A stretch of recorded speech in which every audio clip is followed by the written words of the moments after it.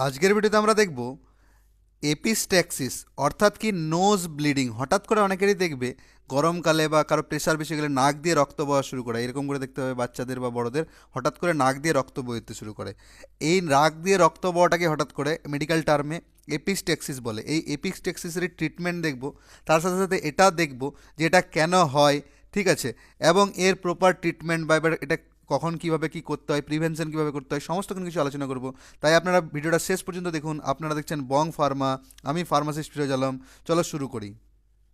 প্রথমেই আমরা দেখব যে এই এপিস্ট্যাক্সিস জিনিসটা কি, what is epistaxis. Actually epistaxis is the medical term for nose bleed. Nose bleeding যে হয়, নোজ দিয়ে যে রক্ত বয়, সেটারই মেডিকেল টার্ম হচ্ছে কি এপিস্ট্যাক্সিস।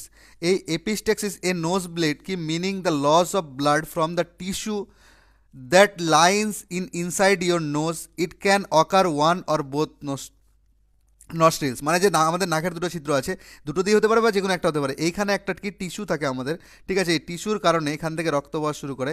হ্যাঁ, এই যে রাগ দিয়ে রক্ত বওয়াটাকে কি এপিস্ট্যাক্সিস বলে। এরপর আমরা দেখবো এই এপিস্ট্যাক্সিস হয় কেন, কজেস অফ এপিস্ট্যাক্সিস। ঠিক আছে, লোকাল কজেস কিছু আছে, মানে কিছু কারণ, যেরকম হচ্ছে কি লোকাল ট্রমা, মানে কোনো ধরনের আঘাত লেগে গেলো, অ্যাক্সিডেন্ট হয়ে গেলো, সেই জায়গাটাতে চোট লেগে গেলো, তাহলে হতে পারে।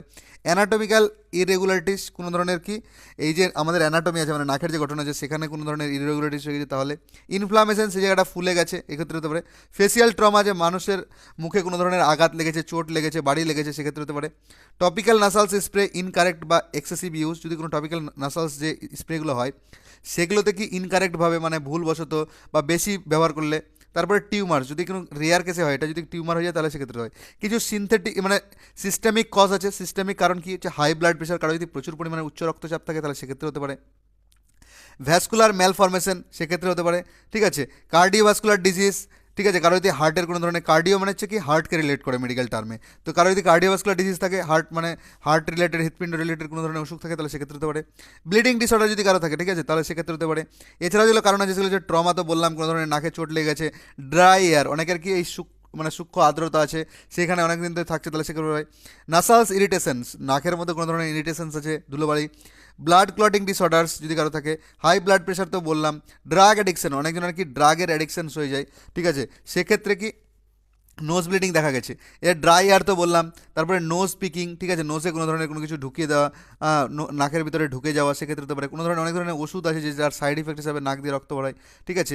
এট্রপি অফ দ্য স্কিন, এক্ষেত্রে হতে পারে। রেসপিরেটরি ইনফেকশনস, কারো যদি রেসপিরেটরি কথা হতে কিছু যে আমাদের শ্বাস প্রশ্বাস নালী আছে, সেখানে যদি কারো কোনো কিছু হয়ে যায়, ইনফেকশন হয়ে যায়, তাহলে সেক্ষেত্রে হতে পারে।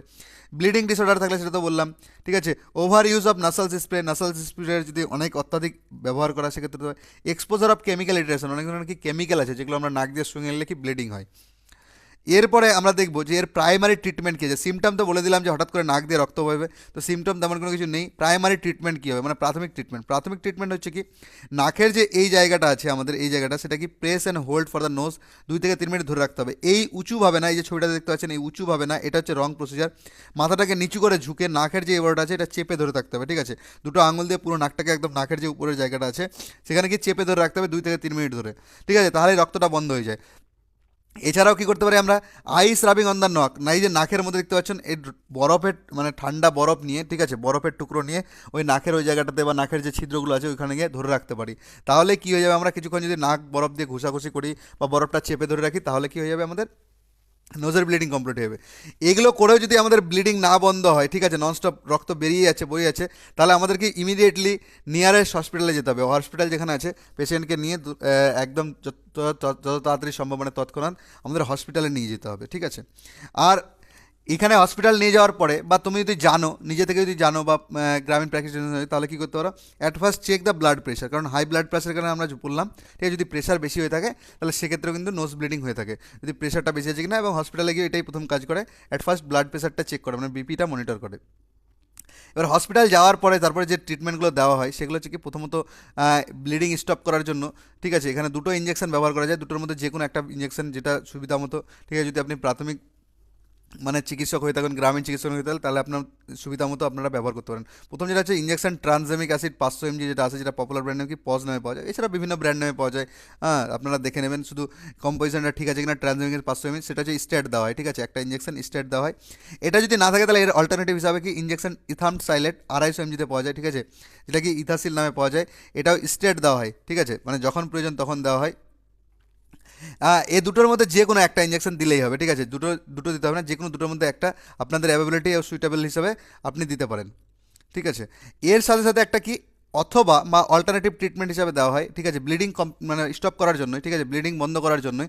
সেটা হচ্ছে কি হিমোকগুলেস 0.2 CU যে ড্রপটা পাওয়া যায়, যেটা পপুলার ব্র্যান্ড নেম কি ব্রোটোক্লট, ব্রোটোক্লট নামে পাওয়া যায়। এই যে ড্রপটা আছে, এটা দুটো ড্রপ স্ট্যাট মানে তৎক্ষণাৎ, স্ট্যাট মিনস হচ্ছে তৎক্ষণাৎ বা এসওএস যখন প্রয়োজন তখন, যে নাকে দিয়ে রক্ত বেরোচ্ছে, দুটোই নাকে হয় তাহলে দুটোই নাকে 2 ফোঁটা করে দিয়ে দেওয়া হয়, ঠিক আছে।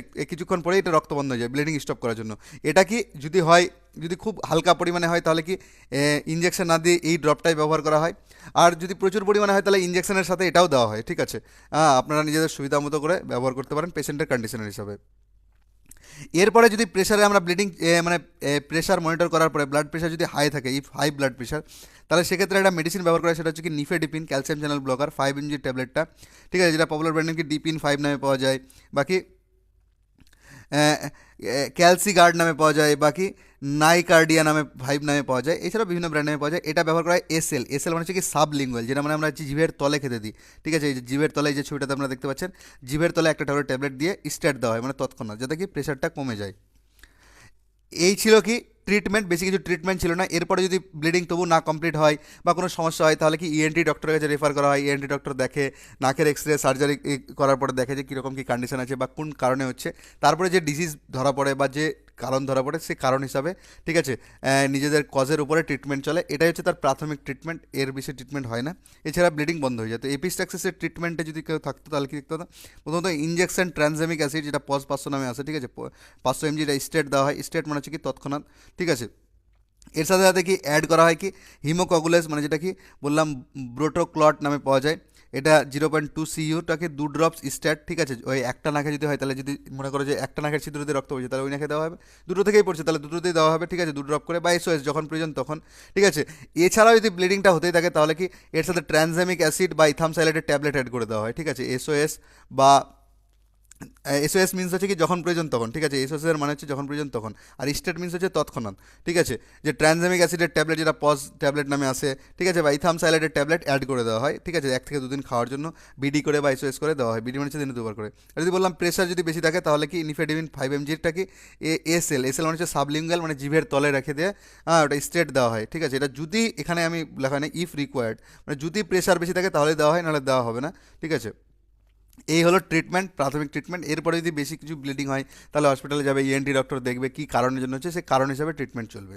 এই ছিল তোমার এপিলেক্সিস ট্রিটমেন্ট, ঠিক আছে। কিন্তু এই এপিস্ট্যাক্সিস মানে নোজ ব্লিডিংয়ের কিছু প্রিভেনশন আছে যেগুলো আমাদের মাথায় রাখতে হবে যেন না হয়। সেগুলো হচ্ছে কি বায়ে হিউমিডিফায়ার, মানে আমাদের যে বললাম ড্রাই এয়ারের জন্য, তো হিউমিডিফায়ার দিয়ে কি আমরা ভাপ টাপ নেব, ঠিক আছে, যাতে যে অক্সিজেনটা নিচ্ছে সেটা সঠিক আর্দ্রতা থাকে।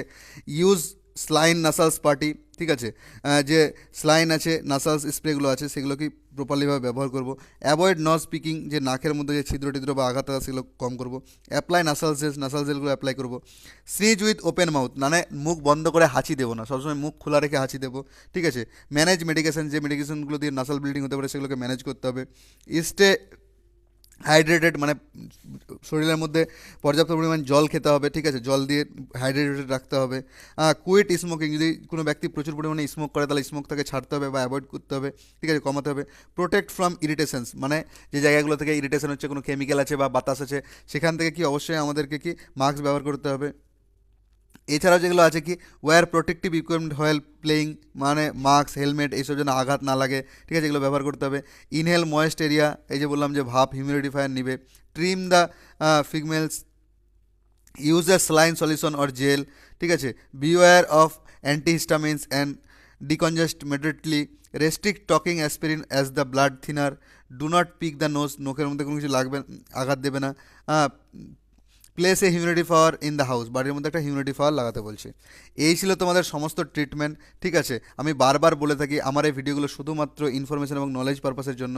আমার এই ভিডিও থেকে কেউ কখনো সেলফ মেডিকেশন করতে যাবে না, অর্থাৎ নিজে থেকে মেডিসিন নিতে যাবে না, সর্বদা ডাক্তার বা ফার্মাসিস্টের পরামর্শতেই ওষুধ খাবে। এবং আমার এই ভিডিওগুলো যদি তোমার এই ভিডিওগুলোর যে পিডিএফগুলো আমি দেখাই, এই পিডিএফগুলো নেওয়ার প্রয়োজন মনে হয়, তাহলে আমার এই হোয়াটসঅ্যাপ নাম্বারে মেসেজ করতে পারো আমাকে। অবশ্যই পেড ভার্সানে, ফ্রি ভার্সানে নয়, মানে এই পিডিএফগুলো নিতে চাইলে তোমাকে পেমেন্ট করতে হবে, তারপরে তুমি পিডিএফগুলো পাবে। যদি কেউ ইন্টারেস্টেড থাকে তাহলে এই হোয়াটসঅ্যাপ নাম্বারে আমাকে টেক্সট করতে পারো। ঠিক আছে, এছাড়াও কোনো কিছু জানার থাকলে এই হোয়াটসঅ্যাপ নাম্বার দেওয়া আছে, এই হোয়াটসঅ্যাপ নাম্বারে আমাকে টেক্সট করতে পারো। ঠিক আছে, এবং আপনার যদি এই ভিডিওটা ভালো লেগে থাকে তাহলে অবশ্যই একটা ভিডিওতে লাইক দেবেন। আমি যদি কিছু ছেড়ে থাকি বা আপনার কিছু জানার ইচ্ছা থাকলে অবশ্যই কমেন্টের মাধ্যমে জানাবেন। ভিডিওটা যদি কারো প্রয়োজন মনে থাকে তাহলে অবশ্যই তার সাথে শেয়ার করবেন। আর আগামী দিনেও আপনি এমন মেডিকেল রিলেটেড ভিডিও পেতে চান তাহলে অবশ্যই চ্যানেলটাকে সাবস্ক্রাইব করে রাখবেন। আর ভিডিওটা শেষ পর্যন্ত দেখার জন্য আপনাকে অসংখ্য অসংখ্য ধন্যবাদ। Thank you so much.